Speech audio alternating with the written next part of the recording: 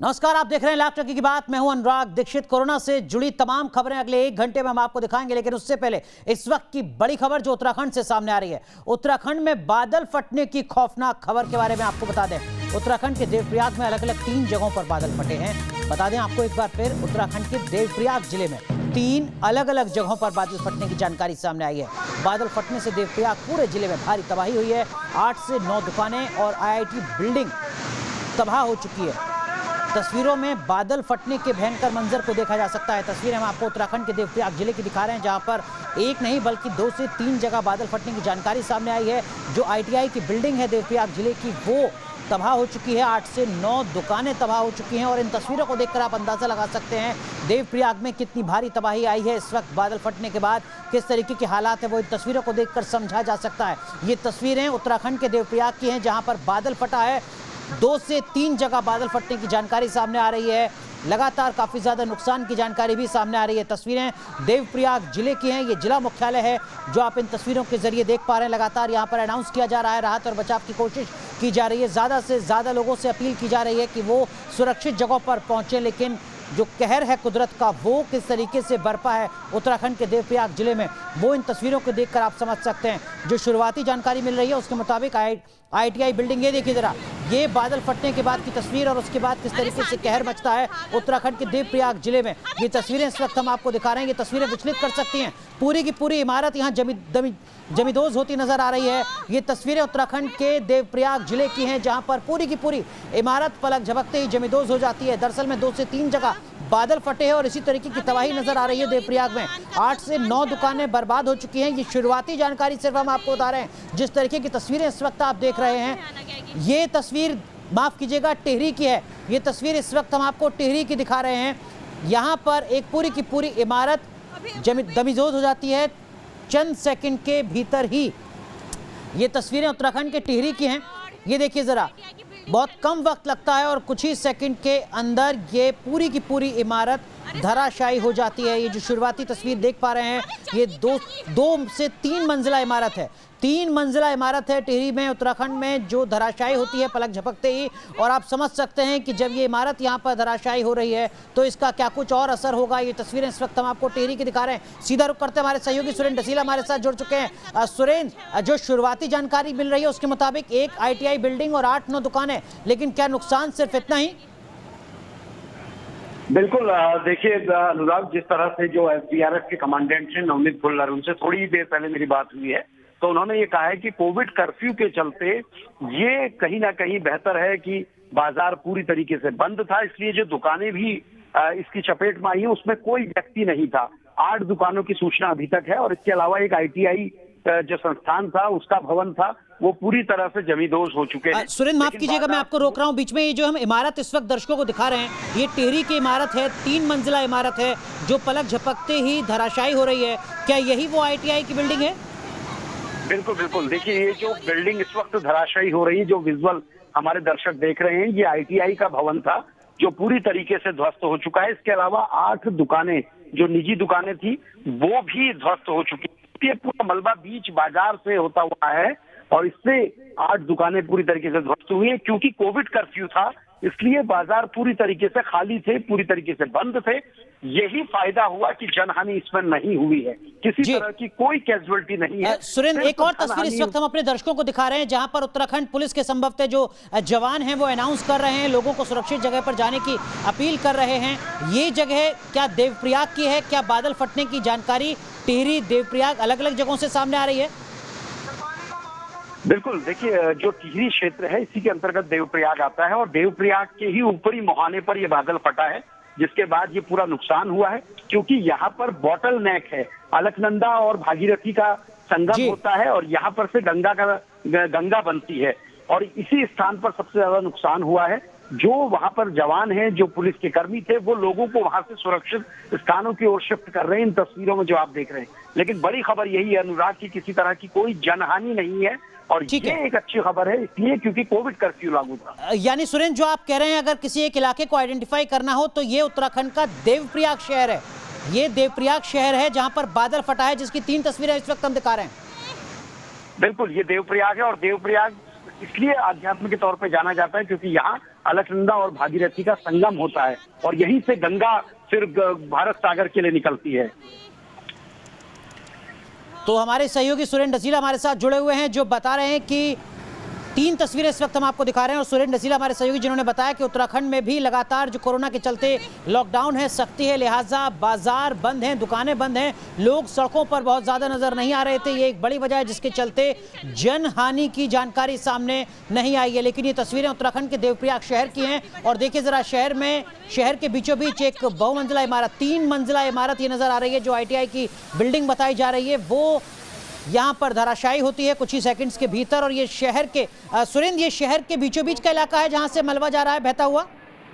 बिल्कुल अनुराग, ये शहर के बीचों का इलाका है क्योंकि ये बहुत छोटा सा कस्बा है, एक छोटा पहाड़ का शहर है जहाँ जो बद्रीनाथ और केदारनाथ धाम यात्रा का मुख्य मार्ग भी है।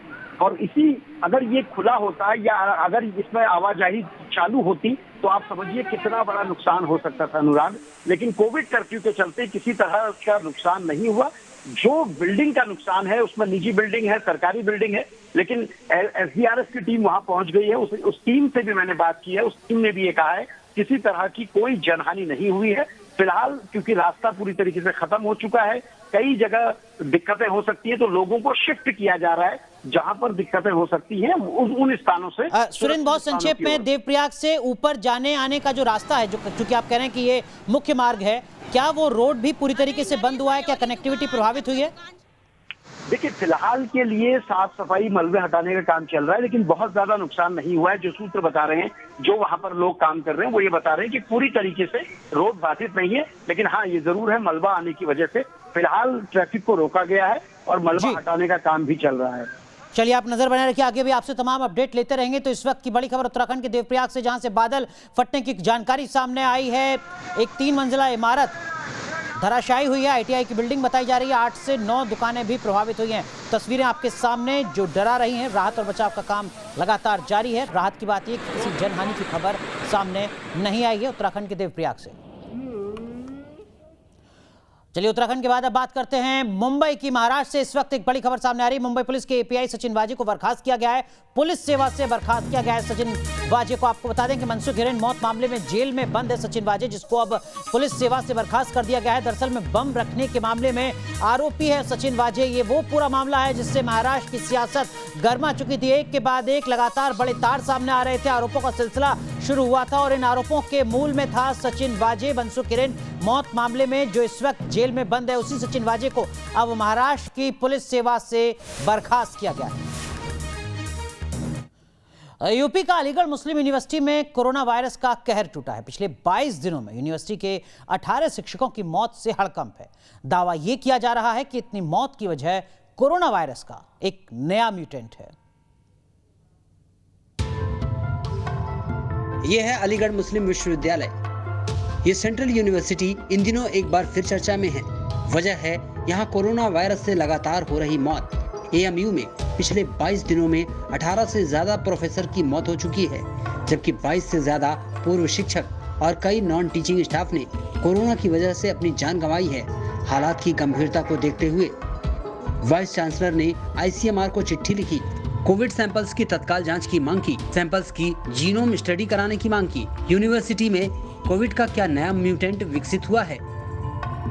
यूनिवर्सिटी के वाइस चांसलर ने ICMR को चिट्ठी लिखी है और यूनिवर्सिटी में इकट्ठा किए गए कोविड सैंपल्स की तत्काल जांच कराने की मांग की है। चिट्ठी में इस बात का भी जिक्र है कि कोविड सैंपल्स की जीनोम स्टडी कराएं, जिससे ये पता चल सके कि क्या यूनिवर्सिटी में कोविड का नया म्यूटेंट विकसित हुआ है। मेडिकल कॉलेज में काफ़ी डेथ वहाँ के प्रोफेसर्स की, वहाँ के टीचरों की हो रही है। वायरस है, इसकी जो विरुडेंस है या इसकी जो थोड़ी सी इन्फेक्शन करने की और बीमारी को बढ़ाने की जो क्षमता है वो ज़्यादा है। तो इसी वजह से ये जो इन्फेक्शन है जल्दी से कंट्रोल नहीं हो पा रहा है। जैसे पिछले साल इसकी विरुडेंस ज़्यादा नहीं थी, इस बार ज़्यादा है, इसलिए इसमें डेथ और इन्फेक्टिविटी दोनों ही ज़्यादा हो रही है। हालांकि AMU से जुड़े लोगों की मौत पर छात्र संघ के पूर्व अध्यक्ष फैजुल हसन ने लापरवाही माना है। उन्होंने केंद्र सरकार से CBI या रिटायर्ड जज से जांच की मांग की है। प्रोफेसर का इंतकाल हो गया कोरोना की वजह से, और ये इतना बड़ा नेग्लिजेंस जिस पर यूजीसी को और बल्कि सेंट्रल गवर्नमेंट को देखना चाहिए और उस पर एक सीबीआई इंक्वायरी बैठाना चाहिए कि एक बड़े बड़े प्रोफेसर जिनका एक रसूख था, जो बड़े बड़े एडमिनिस्ट्रेटिव पोस्ट पर रह चुके थे, जैसे प्रोफेसर जमशेद सिद्दीकी, शकील समदानी साहब, खालिद बिन यूसुफ साहब, बड़े बड़े ऐसे बहुत सारे नाम हैं, जो 26 नाम हम गिना सकते हैं। इस 20-22 दिन के अरसे में अगर इंतकाल हो गया कोरोना की वजह से, तो ये कहीं ना कहीं बहुत बड़ा नेग्लिजेंस है, मेडिकल नेग्लिजेंस है, और इस पर इंक्वायरी होनी चाहिए और इस पर जो भी लोग कल्प्रेट हैं उनको सख्त से सख्त सजा दे सेंट्रल गवर्नमेंट। फिलहाल जेएन मेडिकल कॉलेज में बड़ी तादाद में एएमयू के कोरोना संक्रमित प्रोफेसरों का इलाज चल रहा है। जाहिर है मामला गंभीर है और कोरोना सैंपल्स की जांच के बाद ही आगे का लाइन ऑफ एक्शन तय हो सकता है। Team news nation. हिंदुस्तान में कोरोना के इलाज के लिए कई दवाएं ट्रीटमेंट प्रोटोकॉल के तहत डॉक्टर्स मरीजों को दे रहे हैं। इनमें से आइवरमेक्टिन भी एक है, लेकिन अब WHO इसी दवा को इस्तेमाल न करने की सलाह दे रहा है।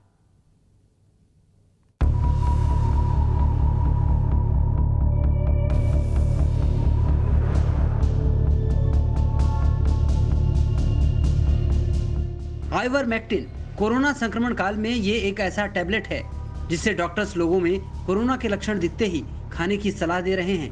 गोवा सरकार ने तो 18 साल से ऊपर सभी लोगों को बिना लक्षणों के ही आइवरमेक्टिन का 5 दिन का कोर्स बचाव के तौर पर लेने की सलाह दी है।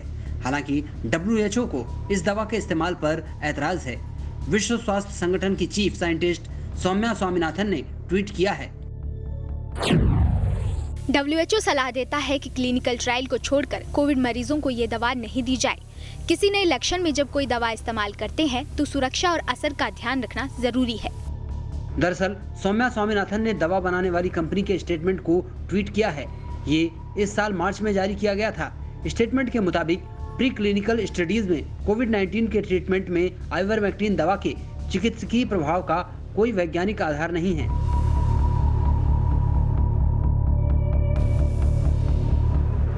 आपको बता दें कि गोवा सरकार ने फैसला किया है कि 18 साल से ऊपर सभी लोगों को 5 दिनों के लिए 12 mg की आइवरमेक्टिन दवा दी जाएगी। इस फैसले के पीछे तर्क ये दिया गया कि यूके, इटली, स्पेन और जापान के एक्सपर्ट पैनल ने माना है कि आइवरमेक्टिन दवा देने से कोरोना के मरीज जल्दी ठीक हुए हैं और मृत्यु दर में कमी पाई गई है। आइवरमेक्टिन एक एंटी पैरासाइट दवा है। अमेरिकन जर्नल ऑफ थेरेप्यूटिक्स के मई-जून संस्करण में प्रकाशित एक रिसर्च में दावा किया गया था कि आइवरमेक्टिन कोरोना से लड़ने में मददगार साबित हो सकती है।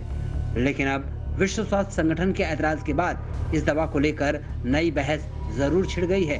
Team news nation. कोरोना के खिलाफ चल रही जंग के बीच देश में जोर शोर से राहत सामग्री पहुंचाने का काम चल रहा है। इंडियन नेवी भी इस काम में जोर शोर से हिस्सा ले रही है।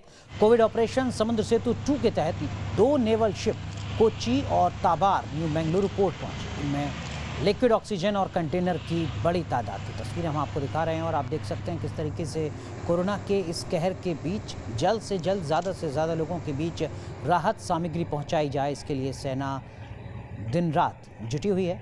ये तस्वीरें इस वक्त हम आपको दिखा रहे हैं मैंगलोर की तस्वीरें हैं, जहां पर राहत ऑपरेशन में नेवी भी शामिल है। 2 शिप पहुंचे हैं मेडिकल इक्विपमेंट से जुड़ी उस तमाम चीज़ों के साथ जिनकी इस वक्त सबसे ज़्यादा ज़रूरत है।